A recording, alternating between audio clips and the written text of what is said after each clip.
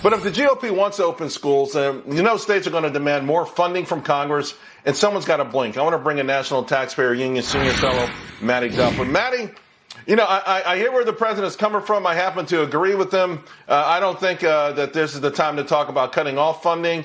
But the big fight between now and July 31st is how much money goes into these states, ostensibly for things like school reopenings.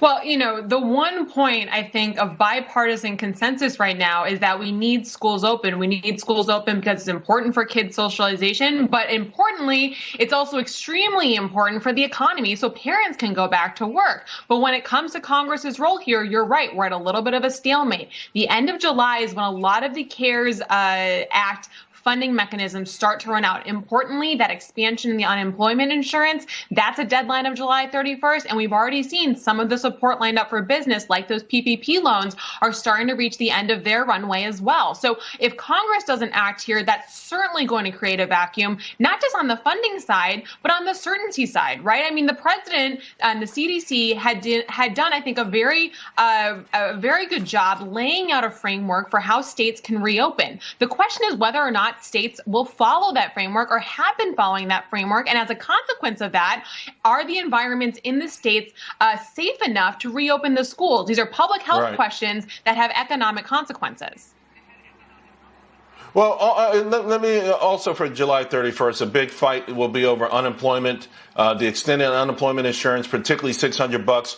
One of my guests just said that if that doesn't happen, we could see mortgage defaults go through the roof. And then this week, the Economic Policy Institute said if that goes away, we could see millions of people unemployed. In fact, your home state of Wisconsin would see an extra 65,000 people unemployed. I mean, is it really that critical? Because I thought it was the exact opposite. I felt the extra $600 was keeping people on the sofa.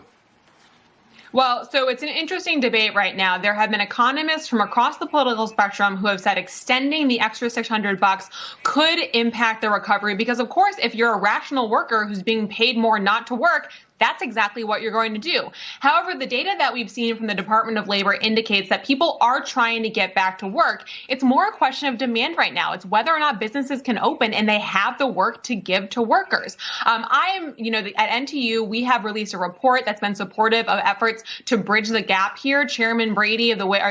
Ranking Member Brady of the Ways and Means Committee and Senator Portman both have ideas that would bonus out workers as they try to get off of unemployment and back to work. I think anything that creates certainty in the economy right now is the most important component of what Congress can do to try and keep the recovery going.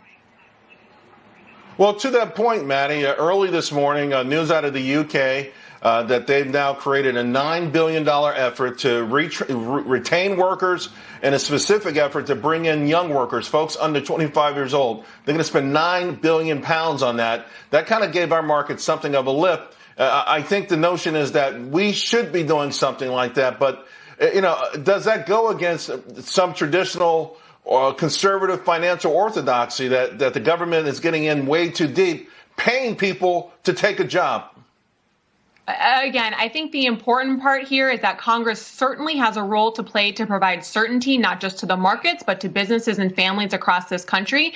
But that means that what they pass should be targeted, timely, and it should actually go to giving relief to those who need it. We have no way of knowing whether or not a 24-year-old worker in the UK is most deserving or needs the support the most. What we need are systems in place that help keep the social safety net robust enough so it helps those who are, on their worst amount of luck in these kinds of circumstances. So far, Congress has acted to do that. But Charles, as we've talked about before, that July 31st deadline, I think, is really where the rubber is going to hit the road because you're starting to see some other measures like mortgage forbearance, rent payments, those sorts of fiscal space that was given to families and individuals in the near term when the coronavirus hit. Those are starting to wear out as well. So you're right. If Congress doesn't act, we might be in for a perfect storm where personal incomes fall and there's no social safety net in order to keep people whole as we continue to wade through the recovery and continue to wade through these reopenings at the state level.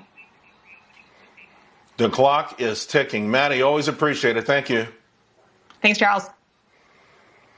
All right, folks, we're